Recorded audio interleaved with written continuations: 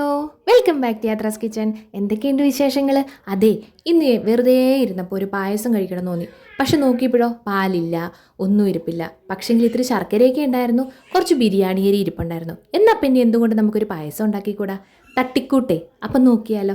അതിനായിട്ട് ഞാനൊരു ബൗൾ നിറച്ച്, അതായത് ഈ കുട്ടി ബൗളിന് നിറച്ച് ബിരിയാണി അരി എടുത്തിട്ടുണ്ട്, അതായത് നമ്മുടെ ബസുമതി റൈസ്. അതൊന്ന് കഴുകി വാലാൻ വെച്ചിട്ടുണ്ടായിരുന്നു. അപ്പോൾ ഇനി എന്താ ചെയ്യേണ്ടതെന്ന് വെച്ചാൽ ഒരു കടായിലേക്ക് ഇത്തിരി നെയ്യ് ഒഴിച്ചു കൊടുത്തോളുക. എന്നിട്ട് നമ്മുടെ കഴുകി വാലാൻ വെച്ചിരിക്കുന്ന അരി ഒന്ന് ഇട്ട് കൊടുത്ത് നന്നായിട്ടൊന്ന് ഫ്രൈ ചെയ്തെടുത്തോളുക. എന്ന് വെച്ചാൽ അങ്ങനെ ആ മൊരിഞ്ഞു വരണമെന്നൊന്നും അല്ല കേട്ടോ.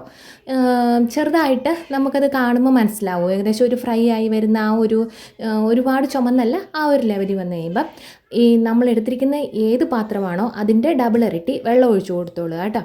അപ്പോൾ ഞാനങ്ങനെ വെള്ളം ഒഴിച്ചു കൊടുത്തിട്ടുണ്ട്. ഇനിയിപ്പോൾ ഉണ്ടല്ലോ, അതൊന്ന് നന്നായിട്ട് വെന്ത് വരട്ടെ. എന്ന് വെച്ചാൽ ഒരുപാടങ്ങ് വേവണ്ട. അങ്ങനെ ഇഷ്ടമുള്ളവർക്കാണെങ്കിൽ അങ്ങനെ എടുക്കാം.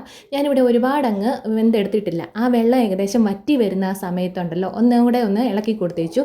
വേണമെന്നുണ്ടെങ്കിൽ ഈ സമയത്ത് നമുക്ക് കുറച്ച് നെയ്യും കൂടെ ഒഴിച്ചു കൊടുക്കാം. പിന്നെ എന്നാ ചെയ്തതെന്ന് വെച്ചാൽ അതൊന്ന് നോക്കിയപ്പോൾ അതൊന്ന് ഒടിഞ്ഞു വരുന്ന ആ ഒരു പരുവം ഉണ്ടല്ലോ, ഒരുപാടങ്ങ് വെന്ത് പോകാതെ ഒടിഞ്ഞു വരുന്ന ആ ഒരു സമയത്ത് 2 ബൗൾ നിറച്ച് എന്താ പറയുക, നമ്മുടെ ശർക്കര പാനി ഒഴിച്ചു കൊടുത്തിട്ടുണ്ട്. നല്ല തിക്ക് ശർക്കര പാനി. ശർക്കരയൊക്കെ നമ്മുടെ മധുരത്തിനനുസരിച്ച് ചേർക്കാവുന്നതാണ് കേട്ടോ. അപ്പോൾ ഞാൻ പാലൊന്നും ഇവിടെ ചേർത്തിട്ടില്ല. പിന്നെ ഒരു 5 ഏലക്ക പൊടിച്ചിട്ടുണ്ടായിരുന്നു, അതും കൂടെ അതിൻ്റെ അകത്തോട്ട് എന്താ പറയുക, ഏകദേശം ഒന്ന് കുറുകി വരുന്ന സമയത്ത് ഇട്ട് കൊടുത്തിട്ടുണ്ട് കേട്ടോ.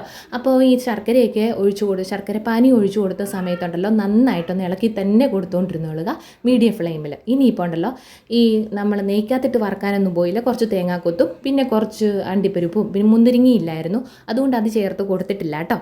ഇതെല്ലാം കൂടെ കൂട്ടി ഒന്നുകൂടെ ഒന്ന് ചുമ്മാ ഇളക്കി കൊടുത്തേച്ചു. അതുകൊണ്ടാണ് ഞാൻ പറഞ്ഞത്, തട്ടിക്കൂട്ട് പായസം പെട്ടെന്ന് നമുക്ക് ഇരിക്കുമ്പോൾ കഴിക്കാൻ തോന്നുമ്പോൾ ഉള്ള ഒരു വലിയ കഷ്ടപ്പാടില്ലാതെ ഇങ്ങനെ അങ്ങ് പോട്ടെ എന്ന് വെച്ചു.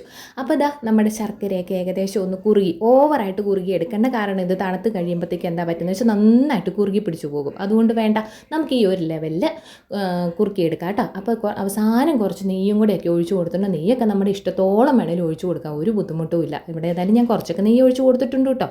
എന്തായാലും നല്ല ടേസ്റ്റാണ് കേട്ടോ. പെട്ടെന്ന് പായസം കുടിക്കാൻ തോന്നുന്നവർക്ക് പെട്ടെന്ന് ഉണ്ടാക്കിയെടുക്കാൻ പറ്റിയ നല്ല അടിപൊളി യമ്മി ആയിട്ടുള്ള ഒരു പായസം, തട്ടിക്കൂട്ട് പായസം. അപ്പം എങ്ങനെ, ഇഷ്ടപ്പെട്ടോ? പിന്നെ ഉണ്ടല്ലോ, ഈ പായസത്തിൻ്റെ കൂടെ ഇത്തിരി പഴമൊക്കെ കൂടിയിട്ട് എന്ന് കഴിക്കുവാണെങ്കിൽ അടിപൊളിയാണ് കേട്ടോ. അപ്പോൾ ഈ വീഡിയോ ഇഷ്ടമായെങ്കിൽ ലൈക്കും ഷെയറും സബ്സ്ക്രൈബും കമൻറ്റും ഒക്കെ ചെയ്യാനായിട്ട് മറക്കണ്ട. അപ്പോൾ ടാറ്റാ.